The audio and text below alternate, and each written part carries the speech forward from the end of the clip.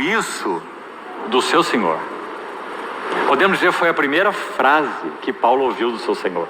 Saulo, Saulo, aquele duplo chamamento, né? Por que me persegues? Então ele deu o seu testemunho, usando essa mesma palavra. Ele vai repetir, por exemplo, em 1 Coríntios 15, 9, quando ele diz assim: eu sou o menor dos apóstolos, que mesmo não sou digno de ser chamado apóstolo, porque eu persegui a igreja de Deus.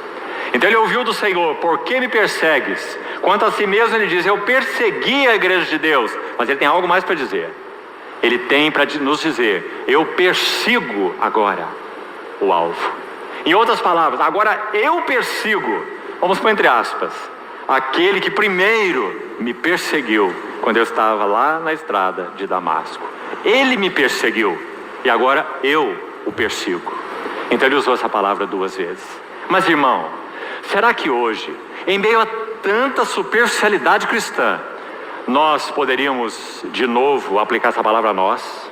Então pergunte para você mesmo diante do Senhor: você é um perseguidor, claro, no bom sentido do termo, de Cristo? Você persegue a Cristo? Ou Cristo é um anexo em sua vida? O abençoador, quem sabe? A ponte para você conquistar os teus objetivos, né? A empresa bacana, prosperidade, bênçãos, filhos bem criados, paz, saúde e muita coisa mais. Pondere, irmão, pondere se isso é Cristo para você. Porque as palavras de Paulo, o perseguidor, é: eu persigo.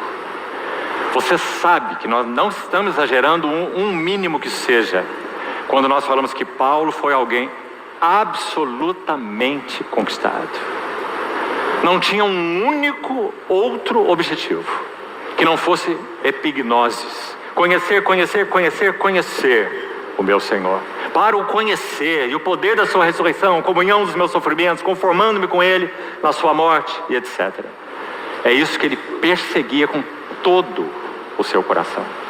Amados irmãos, se não for assim conosco, sabe, irmão,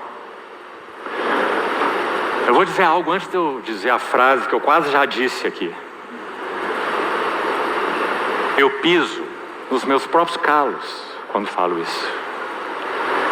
Então nunca veja de outra maneira, como alguém que de alguma forma possa estar usando uma tática farisaica, que atavam aqueles fardos pesados e punham nos ombros dos homens, como disse o nosso Senhor, mas eles mesmos nem com o dedo conseguiam movê-los. Isso é farisaísmo. Então creio que todos nós, quando falamos isso que vou falar agora mesmo, estamos pisando nos próprios calos. Quando nós falamos assim: nós estamos vivendo dias imensamente desafiadores, dias de trevas palpáveis, dias em que pais que estão criando os filhos novinhos estão perplexos diante do Senhor do que devem fazer, diante do que seus filhos estão ouvindo e recebendo diariamente. Aí o tamanho da perversidade, da inversão da ordem de Deus e algumas coisas mais. Perplexos. Irmãos, como nós iremos subsistir se o Senhor tardar? Porque nós não sabemos até que horas irá essa noite. A nossa oração sincera é que essa noite seja abreviada por causa dos eleitos. Mas irmãos, nós não podemos marcar a hora no relógio. O Senhor tem um tempo espiritual, e esse tempo espiritual passa pelo seu trato com a igreja, sua noiva. Então, amados irmãos, se Ele tarda, o que nós faremos? Se nós formos superficiais, se temos uma profissão de fé, uma vida de fé, uma vida relacional com o Senhor e uns com os outros, superficial, o que nós faremos? Será que nós iremos subsistir?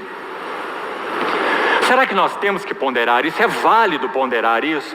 Ou você já abraçou aquela teologia que diz assim: fui salvo, pecados perdoados, céu garantido, Espírito Santo habita em mim, o que eu tenho mais que preocupar? Irmãos, isso é uma afronta à Bíblia. É uma afronta ao Senhor, é uma afronta a Paulo, não é? Imagine Paulo falando essas palavras que nós acabamos de dizer aqui. Quando ele escreve em Romanos 6, ele diz assim, para os que compreendiam a graça erradamente, ele dizia, então havemos de pecar, vamos pecar muito, porque a graça é para o pecador. Quanto mais pecarmos, mais vamos desfrutar da graça, não é? Romanos 6. Então Paulo diz, haveremos de pecar, e pecar, e pecar, para que a graça seja mais abundante? Ele diz, de modo nenhum. Como viveremos no pecado, nós que para ele já morremos? Não é maravilhoso? Então, queridos irmãos, não basta que nós sejamos regenerados, justificados, perdoados, redimidos. Não basta. Deus anseia por um testemunho vigoroso do seu nome nessa terra. E para isso nós fomos chamados, para isso nós estamos aqui. Irmãos, quanta história nós temos entre esses 900 irmãos, mais ou menos, que estão aqui e estarão aqui durante esse período. Quanta história. Quanto preço certamente já foi pago. Quantos irmãos deixaram posições confortáveis de liderança espiritual, assim chamada, e pagaram o preço para responderem a algo que receberam do Senhor, que os chamava a algo mais. E daí? E a partir daí, para onde vamos? Então, irmãos, que o Senhor possa manter vivo no nosso coração esse mesmo anseio que há no coração dele e que havia no coração de Paulo. Porque nós temos o privilégio de termos 13 cartas em nossas mãos, onde esse homem geme, ora e trabalha, com um objetivo: até que todos cheguemos à plena varonilidade. Me esforço e me afadigo o mais possível para apresentar todo homem maduro em Cristo. Bendito seja o Senhor. Então, 2 vezes a palavra prossigo, literalmente na língua original, se você fizer a sua pesquisa, ela é muito bonita a palavra. Ela fala de alguém correndo velozmente para uma meta. Então é um atleta, como vamos buscar explorar essa metáfora no último dia, se o Senhor permitir, no sábado, quando nós vamos estudar juntos 2 Timóteo, as últimas palavras de Paulo.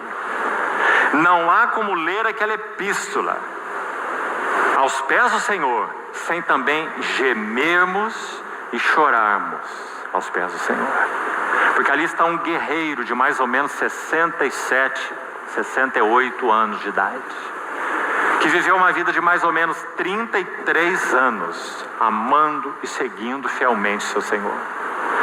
Preso numa masmorra que era chamada de O Sepulcro, uma masmorra subterrânea em Roma, onde a maior parte dos prisioneiros não precisava ser executado, porque eram comidos por ratos. Ali estava Paulo. Ele vai escrever sua última epístola e vai mostrar qual é o seu encargo espiritual, pelo que ele chama de o testemunho do nosso Senhor. Que frase é essa? Vamos deixar isso para estudarmos no sábado. Então, amados irmãos, esse é o homem que tanto nos ajuda nas suas epístolas, no assunto da estagnação e no assunto das distrações ou da superficialidade, como nós falamos. Então, aí está 2 vezes a palavra perseguir. E por último, esse termo avançando está aí no verso 12, 13, parte final do verso 13. Avançando para as coisas que diante de mim estão. Avançando é uma menção única em todo o Novo Testamento. Não há uma outra referência onde essa palavra aparece. Paulo a escolheu pelo Espírito Santo para colocá-la aqui, só aqui, em todo o Novo Testamento. Ela tem um significado também muito especial. Significa alguém que se esforça em um esforço excessivo para atingir, alcançar algo que está aí, quase fora do seu alcance. Esticar-se é um esforço excessivo. Pelo Espírito, ele escolheu essa palavra para nos ensinar o que é avançar para Cristo. Então ele está dizendo, não cruze seus braços, não. O autor de Hebreus, por exemplo, diz assim: na vossa luta contra o pecado, ainda não tendes resistido até ao sangue. Lembra essa expressão do autor de Hebreus? E ali significa a morte mesmo. Ainda não tendes resistido até a morte. Não sabemos se foi Paulo que escreveu Hebreus, provavelmente não. Mas essa é a ênfase de Paulo também.